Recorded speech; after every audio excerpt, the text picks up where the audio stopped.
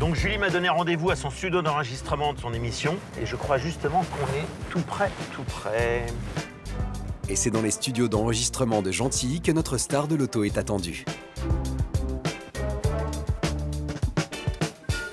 Ah bah j'ai de la salut, chance. François. Je viens voir Julie, il y a Thierry en plus. Deux pour le prix Ça va d'un. Bah oui, tu sais, hein, il y a toujours un peu Thierry dans ma cuisine, sinon va c'est pas ma cuisine. La belle blonde qui est aux côtés du célèbre chef Thierry Marx, c'est Julie Andrieux. Son dada, c'est la cuisine.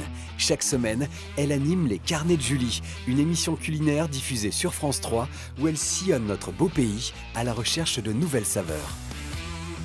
Seul problème, Micheline, sa 304, commence clairement à fatiguer. Elle a donc fait appel à François pour arranger tout ça.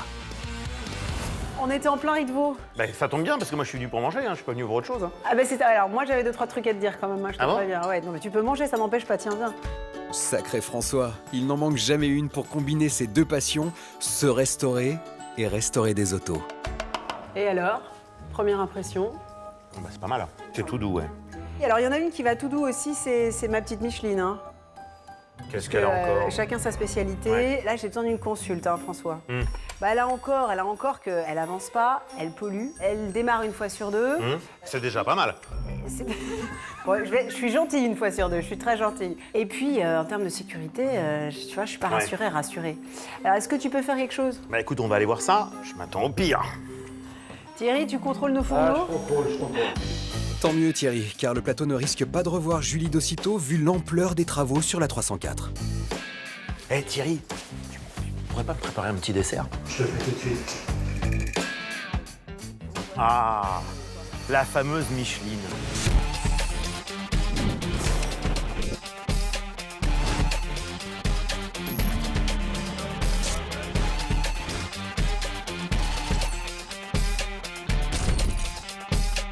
Elle a des heures de vol, hein, quand Ah, même. Micheline, ouais.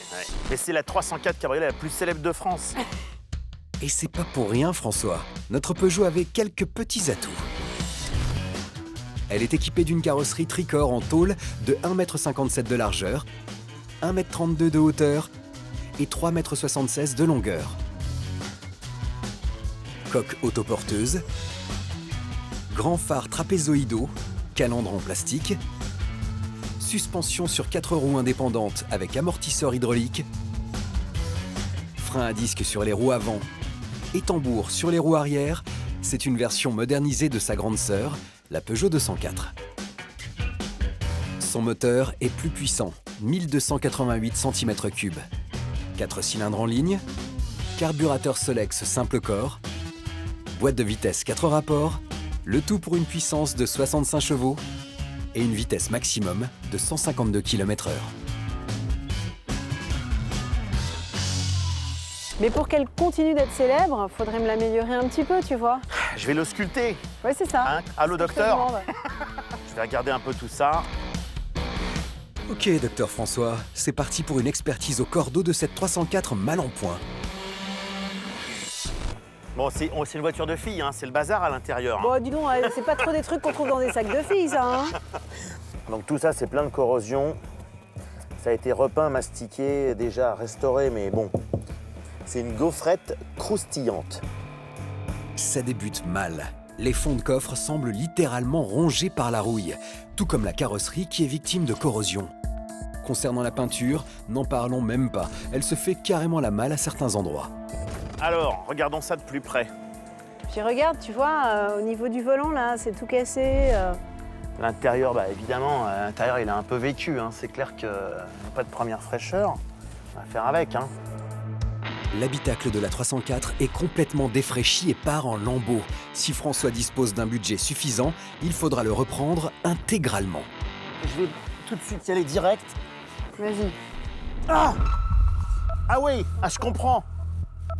Je comprends. Qu'est-ce qui se passe? Qu'est-ce qu'elle m'a caché? Oh là là, oh là là, oh là là, oh là là. C'est quoi ça, ce qui tombe? Ça, Julie, c'est la coque qui se désagrège littéralement à cause de la rouille perforante qui l'attaque. Et sur ce genre de modèle qui n'était pas protégé avec de l'anti-rouille, malheureusement, c'est monnaie courante. Tiens, tu veux un petit bout? Ah oui, dis donc, waouh! Là, je pense qu'on pourrait dater. Tu sais, on pourrait dater la voiture. Je fais de l'archéologie automobile, hein, je te le dis. Ah ouais.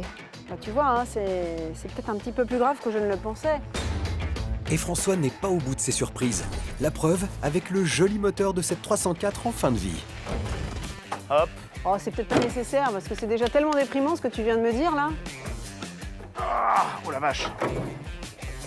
Le capot, il pèse le poids d'un âne mort. Ah oui, donc c'est pour ça aussi que ça consomme, non? C'est parce qu'il a dû être réparé pas mal de fois. Il y a du mastic c'est dedans. Et plus votre voiture est lourde, plus elle consomme. Julie a raison. Si tu veux, cette voiture-là d'origine, elle consommait aux alentours de 8-9 litres au 100. D'accord. Bon, il y a plein de petites astuces qui peuvent vraiment permettre qu'on baisse un peu la consommation, mais qu'on puisse surtout bien régler la pollution pour polluer le Oui, pour moins polluer possible. Voilà, Mais- ce sera jamais zéro pollution. Voilà, mais, ah bah non, on c'est pas peut faire, possible. Pour réduire la consommation d'un véhicule, plusieurs solutions existent, comme notamment l'alléger, choisir des pneus adéquats ou encore bien régler vos carburateurs. Ça sera l'un des enjeux de ce chantier pour nos restaurateurs. Bon, écoute, je pense qu'effectivement, il y a quand même un sacré boulot. Il y a des traces d'huile un peu partout. Bon, c'est assez habituel, hein, ça n'a rien d'extraordinaire. Mais c'est un moteur qui a besoin d'être vraiment rechecké, révisé, remis en état. En effet, François, il va falloir tout reprendre pour donner un second souffle à notre petite française. Réglage du carburateur, changement des durites, purge des différents fluides, rafraîchissement des peintures, de l'habitacle et restauration du châssis. On ne va pas se mentir, pour ronronner comme à ses débuts, notre 304 a besoin d'une bonne mécanothérapie. Alors, il y a deux solutions. Si c'est effectivement, et ça je peux parfaitement le comprendre, une attache très sentimentale parce que c'est ta voiture et c'est celle de ton émission, et que tu tiens à la garder, ce que je comprendrais, je dirais que l'amour n'a pas de prix. Donc, Oui, dans enfin ce- quand même, bon, ça c'est ta version. voilà. Moi je tiens le porte-monnaie. Et donc, Donc- l'alternative c'est quoi? Donc c'est soit effectivement de restaurer complètement celle-là en gardant la coque de celle-là, mais je pense que là on va être dans le déraisonnable, ou alors la solution intermédiaire, on lui trouve une sœur jumelle dont la structure est en meilleur état. Ouais. Et avec les deux, je t'en fais une. D'accord, tu gardes le meilleur des deux quoi Ouais. finalement. Et ça coûterait quoi alors? On va être à 10-12 000. Ah ouais. Mais oui. Eh oui, Julie, sinon pour le même prix, il y a de belles occasions en meilleur état sur le marché. Maintenant, c'est toi qui décides. Allez, marché conclu. On fait ça? Ouais, Bon. on fait ça. 6 000 €, ça me va. C'est Thierry qui met la suite? Bon, attends, ça vaut bien un petit dessert quand même, non? Bien essayé, Julie. Mais déjà avec un budget qui oscille entre 10 et 12 000 €, la restauration de Micheline risque d'être un poil compliqué pour François. On y Ma va. petite Je Micheline. vais en prendre soin de Micheline, Ouais, je t'inquiète te pas. fais confiance.